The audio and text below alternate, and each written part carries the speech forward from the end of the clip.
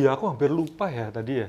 Itu kan kita beli beberapa itemnya di Sayurbox ya. Nah itu udah nyampe mana ya sekarang ya pengirimannya? Oh iya lupa. Coba cek di handphone. Pesannya jam berapa? Pesannya kemarin sih, harusnya dikirim hari Harusnya ini. ya hari ini ya, harusnya tadi pagi udah nyampe kan, harusnya. Coba cek. Mana handphonenya? Oke. Bentar, oke. Ini sih, ini ada yang telepon kamu juga ya. Ada yang WA juga. Oh, aku cek statusnya. Udah deket sih. Udah masuk sini juga gitu kan. Harusnya udah nyampe nih guys. Atau mas atau mbaknya itu bingung juga nyarinya di sini gitu. Kadang-kadang sebenarnya kalau nyari di rumah itu nomor rumah itu gampang kok dicarinya karena kita tulis di depan itu udah kentara banget, dan juga kalau malam tuh bisa nyala, ada orang nyari, pang sih harusnya. Oh, oke, itu mbak. Halo? Oh iya. Oke. Oke, aduh seneng banget guys. Akhirnya nyampe juga Sayurbox-nya. Kita udah langganan sih ya beli di Sayurbox ini karena pengantarannya pun juga kalau misalkan ada promo bebas biaya. Bahkan kemarin ada promo juga, minimal ordernya 50.000 dan itu udah free ongkir. Jadi kemarin habis 150 karena kebetulan kan kita beli kemarin, cuman baru diantar pagi ini gitu. Nah, jadi kita nggak perlu khawatir kalau kalian pengen sayur yang fresh banget, itu pasti pakai Sayurbox aja. Oke, kita bongkar di dalam ya. Mau aku yang bongkar atau kamu yang bongkar? Aku aja ya, oke.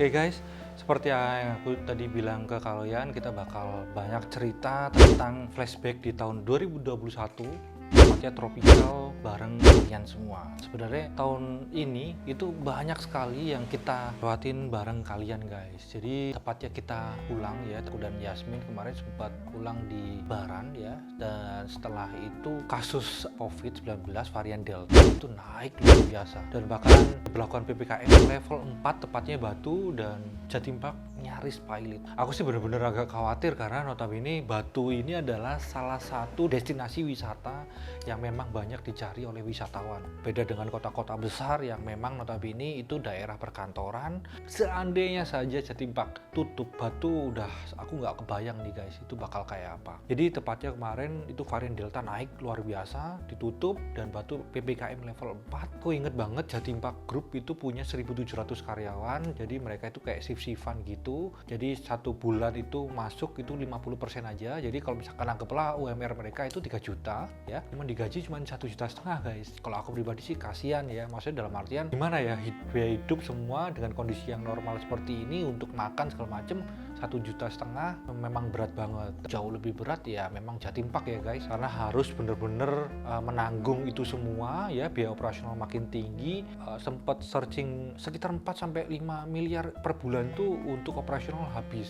Contoh kayak ngidupin satwa-satwa di Jatim Park 2 itu pun juga kalau misalnya tutup itu mereka harus tetap makan binatang. Jadi bahkan sempat browsing juga kalau misalnya cadangan makanan itu hanya bertahan untuk 1 bulan aja waktu itu maksimal. Tapi kalau misalkan bulan depannya udah habis, apa yang dilakukan tuh agak ngeri juga sih guys. Jadi rantai makanan yang paling tinggi ya menjadi salah satu pemegang kendali. Kecil-kecil contoh kayak rusa, kayak kijang kasih makan ke singa atau harimau. Sampai separah itu guys, karena mereka pun juga butuh makan. 1-2 bulan kemudian alhamdulillah banget itu udah mulai dibuka Jatim Park, walaupun nggak bisa signifikan, cuman mereka udah bisa buka kembali dan pengunjung datang, walaupun sebenarnya nggak bisa maksimal karena ada beberapa anak di bawah usia 12 tahun itu nggak boleh masuk. Ya aku doain aja Jatim Park Group bisa bertahan, bisa melewati krisis ini semua, bisa memberikan peluang kerja dan peluang usaha buat teman-teman semua yang ada di Batu. Ini juga pelaku bisnis yang sangat besar di Batu. Peranan Jatim Park ini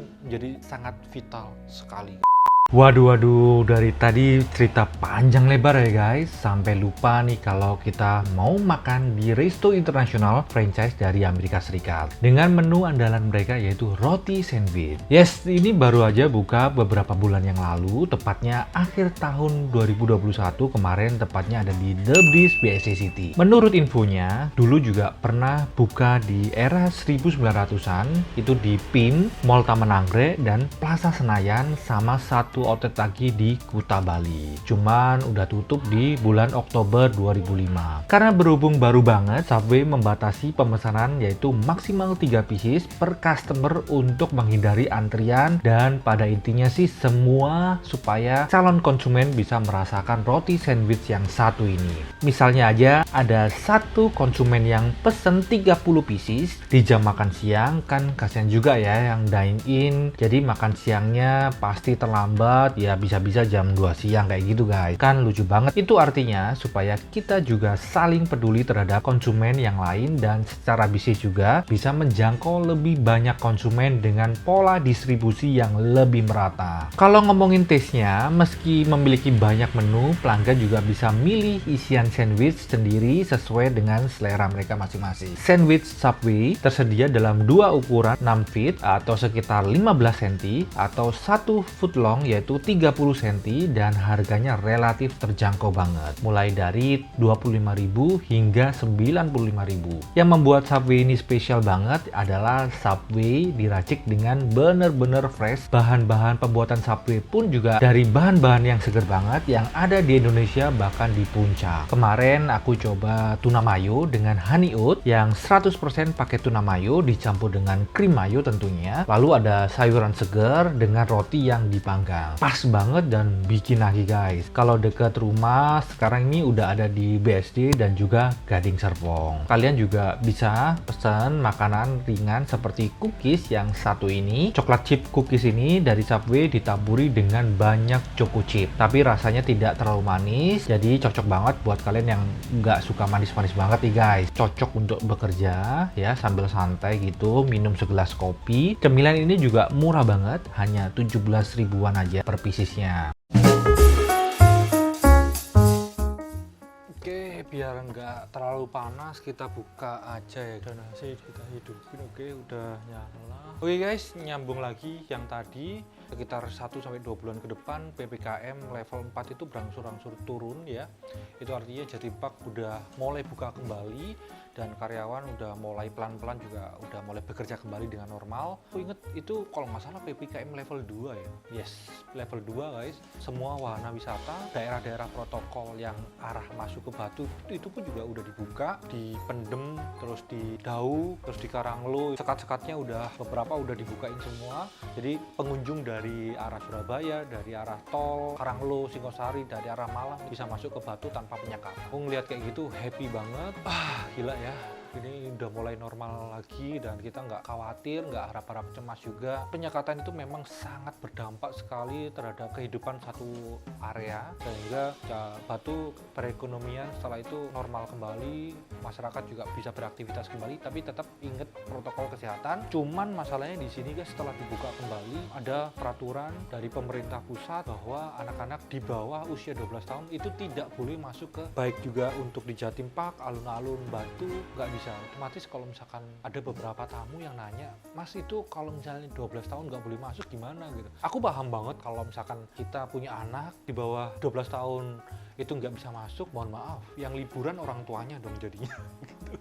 Jadi kayak gimana ya kalau misalkan nggak bisa masuk, terus anak-anaknya di rumah orang tuanya yang ke Jatimpak. Aku masih belum bisa koneksi, tapi memang untuk saat ini belum ada vaksin buat mereka, anak-anak di bawah usia 12 tahun. Pengunjung, tamu yang mempertanyakan itu dan pingin untuk rekreasi di Batu, tapi untuk sementara waktu ditunda dulu gitu. Aku memberikan informasi ke mereka bahwa ya untuk saat ini regulasi seperti itu gitu. Pemerintah Kota Batu itu mengusahakan untuk menego pemerintah pusat untuk anak-anak 12 tahun ini bisa masuk dengan pengawasan yang ketat. Akhirnya 1 bulan tepatnya itu udah mulai normal kembali, itu artinya anak-anak udah boleh masuk. Dan bahkan saat ini anak-anak udah dapat vaksin ya, bertahap gitu kan. Yang pertama ya moga-moga semua umur bisa divaksin, kita bisa keluar dari kondisi yang seperti ini.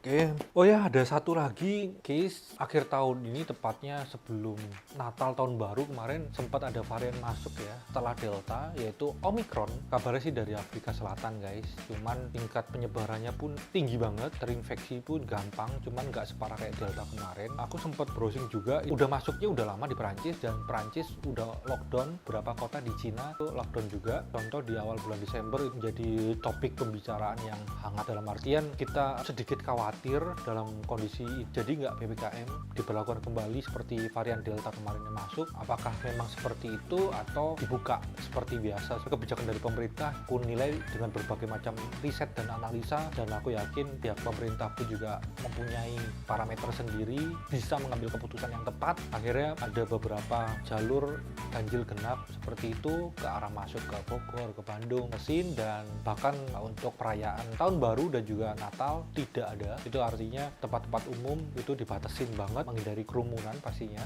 Aku bersyukur banget sih kondisi seperti ini, kan udah bisa beraktivitas lagi, liburan, tapi tetap dengan protokol kesehatan yang tepat. Seneng banget guys, akhirnya kita cek ya volumenya bulan Desember ini achieve banget guys.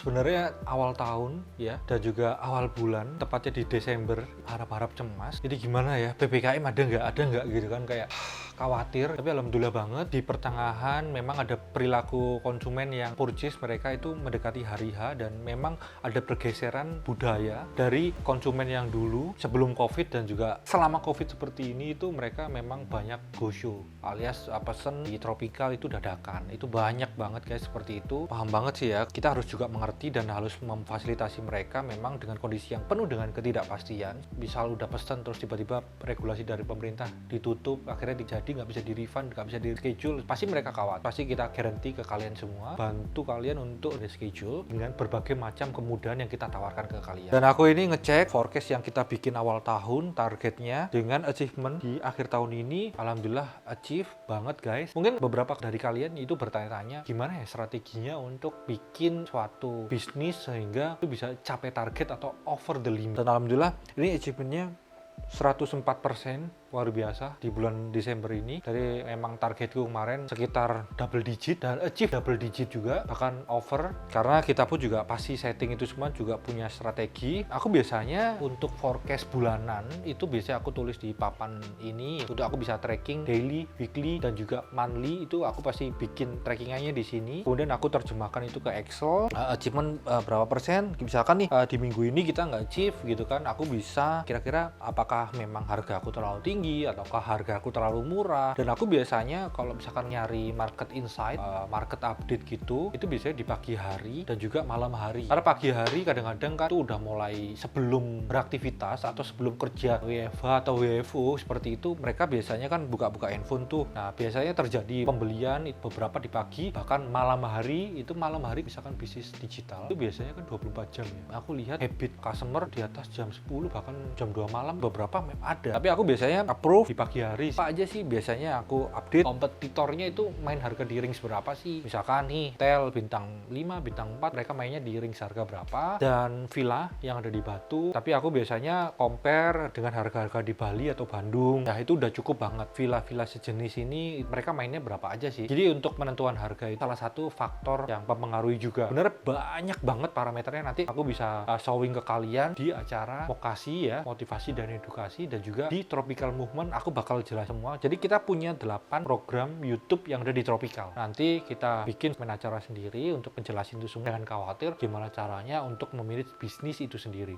Gimana? Seru kan? Tropical Movement Over the Limit Part 2 kali ini. Jangan lupa untuk like, komen, dan juga subscribe. Bahkan share ke teman-teman kalian juga dong. Semoga konten edukasi ini bisa bermanfaat dan juga bisa menginspirasi buat kalian semua. Kita lanjut di part 3 ya guys. See ya Tropicalers! Feliz Navidad.